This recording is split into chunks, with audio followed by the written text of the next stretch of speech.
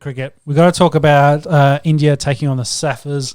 Probably the first thing of note, which we don't have there, that we should mention is De Kock retiring. So he's going to finish up and put the stick down. Only 29, I believe. So quite young. Just from Test match cricket, right? Yes, from Test cricket. So still do the white ball cricket, both representing South Africa and then I guess all the franchise around the world. Yep. So, and one tends to think there might be a fair bit of politics at play here. We did see him not take the knee in the T20 World Cup. Yep. Wasn't received very well from the South African Cricket Board. I do wonder if that has played into his decision. He played in this first test, did he not? First one, yes. Yeah. I mean, publicly his reason was that he was expecting a child imminently. Which I did see. Congratulations to him and his wife. They did just have their little bub. Yeah. But a kind of a head scratcher because obviously they're best glovemen and quite accomplished in all formats of the game. It does kind of beckon the question why he's hanging up the gloves in Test match cricket. But that's his decision, and all the best to him going forward. Just pursuing white ball cricket. So let's talk about this match.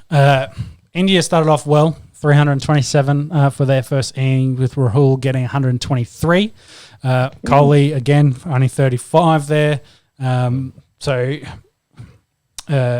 good score. Had a full day rained out for the Saffers then to come in. They did 197. Just going back to India's first innings, it could have been a lot more. It was Mayank Agarwal and KL Rahul put on 117 for the first wicket. Pujara is in a little bit of curry, I think. He went first ball, and then Kohli and Rahane both making starts but not going on big. 327 off the back of a ton from KL Rahul. Yep. Shout out to Lumi Ngidi. He had 6 for 71. He's only 12 matches into his Test match career, 40 wickets at 22, if you don't mind. If he stays healthy, we'll be putting up some big numbers, you'd imagine. Yep. Yeah, only 12 Tests. I thought he's been around a lot longer than that. So I think played a fair bit of white ball cricket. But, obviously, in the kind of the changing of the guard from your Dale Stones and your Vernon Philanders and your Morne Morkles are pretty hard to get into that side. But you watch now, him and Rabada will be, that'll be their front line attack for years to come. Yeah. So the Saffers were 197 for their first innings. They did have a horror start there, 4 for 32. The Indian quicks were very good. Mohammad Shami, probably the best with Michelle for him from 44. India followed that, 174 for them. They had a few starts, but of course no big scores. Pant got 34. Rabana was 4 for 42. And Jansen was 4 for 55. And the South African squad can only do 191 in response to that, and the Indians share the wickets around there, and they win by 113. So the second test, a little bit more interesting in Johannesburg. Kohli was out with back spasms, so Rahul was the captain. Probably a bit of writing on the wall there for Rahane. Isn't it? Let's speak about that for a second. So Rahane has gone from being the vice captain and captain in Kohli's absence to having some kind of injury that forced him out in that. I think it was hamstring. Yeah, hamstring that he found out about on the day that he was injured, and then has lost his vice captaincy, and KL Rahul has taken it. So you'd think it's do or die now for Ajinkya Rahane. Mm-hmm. Where's Rohit Sharma? Is he injured or just not picked? Or Mark, you might be able to chase that one up. Obviously, they're trying to unify Rohit as the white ball skipper for both T20s and ODIs. Whether he's been omitted. Has he been picked recently? I can't think. Well, they got Rahul and Agarwal opening, so he's not playing. Yeah, and Gill was the other replacement. They rarely seem to have the same team 2 matches in a row. Yes. But Because they've got so much depth. that's right. So They've much got about depth. two teams worth of guys who can play in the first Yeah, 11. indeed. Like- And to that point, so Hanuma Zahari came in for Virat Kohli, and we just saw Shreyas Iyer make his Test debut against New Zealand back in India. And on debut, 105 and 65, man of the match in that one. Granted, he didn't make any runs in that second Test. Do you think he was a little bit stiff to miss out on selection there in Kohli's absence? Yeah, you wouldn't want to have one bad game or even one bad innings because you might not be back for the next match. Would you? I wonder if they pick based on conditions like weather and pitch or where they are. Yeah, if there's a preference there for. So yeah, they've got the ability to do it, and it's just a helping, rotation so. thing. India plays that much cricket that they just keep rotating the team. Yeah, it just seems far more cutthroat than say even our approach. Where a Marcus Harris or an English approach. Where guys do get multiple opportunities to prove themselves at the top level. It just seems like this is your opportunity. You take it or you're gone. But a little bit different, Shreyas Iyer. I imagine he will play a lot more Test cricket. I'd love for any of our Indian fans to get at us. Obviously, we've been pretty preoccupied with something called the Ashes going on down under. Probably haven't watched a heap of this series, more catching the highlights. But yeah, if you'd like to let us know in the comments how your thoughts are around the current selections in the Indian best 11, who the best 11 even is. So we'd love to know. Yeah. So some comments. So Bumrah is the vice captain now, and Rahul is the backup captain, as we mentioned. Rohit is actually injured. And nursing a hamstring. Nursing a hamstring. And Kohli got back spasms due to so much backstabbing from the BCCI.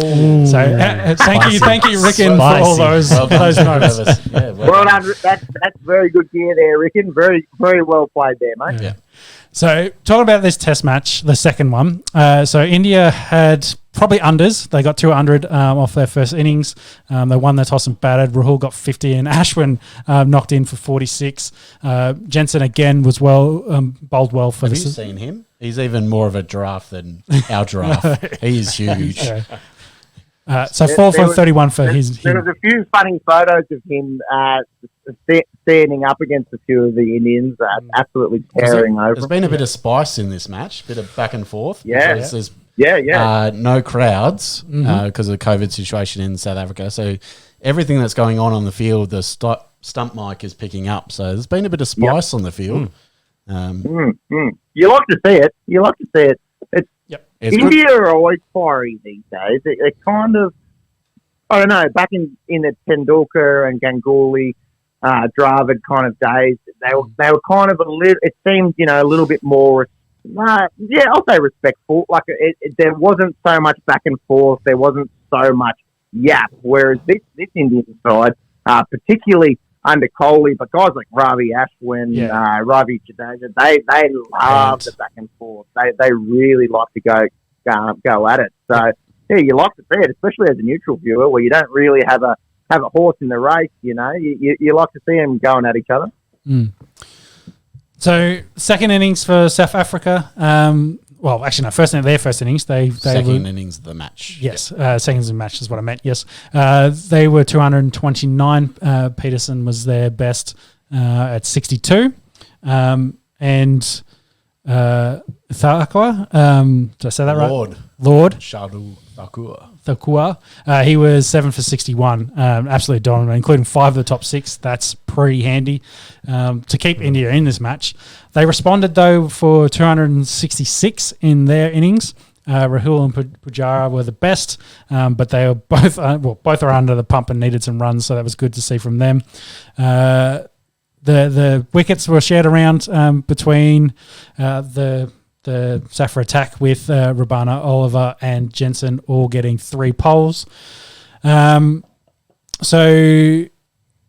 South Africa needed 240 for win.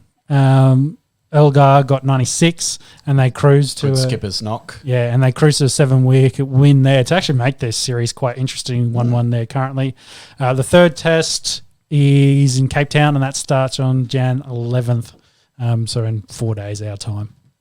Yeah, we've got a tight test series. How good, boys? Because we're definitely not getting that down under at the moment. No. But interesting to see, and it goes back to that, that conversation about where English cricket's at. They've come down here and getting absolutely pants, whereas India can kind of go around anywhere in the world and hold their own. Looking forward to this third match in Cape Town. Interesting thing I sent to you, lads, I think, in the group chat. Joburg, 111 wickets straight before Ravi Ashwin took a wicket, the first spinner to take a wicket on that deck there in Joburg for 111 wickets. Ridiculous. Yeah. And my comment I wanted to make was it's actually good to see South Africa kind of stand up at home as well and take it to the Indian squad. So instead of just what we thought going into this, they were going to get absolutely demolished. So good to see a good test series happening there.